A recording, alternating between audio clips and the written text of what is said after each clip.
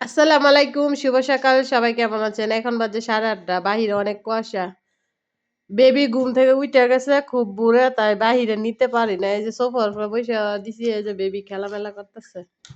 যাদের বাচ্চা আছে তারা কখনোই বাহিরে নিবেন না। আজকে রৌদ্র উঠে নাই, অনেকটাই কুয়াশা। রোদ্রে উঠলে তারপরে নিয়ে যাবেন। এখন ছোট বড় সবারই ঠান্ডা।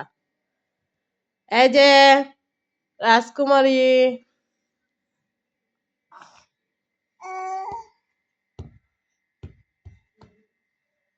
আমাদের বেবি খেলামেলা করছে। এই যে এই যে নাও।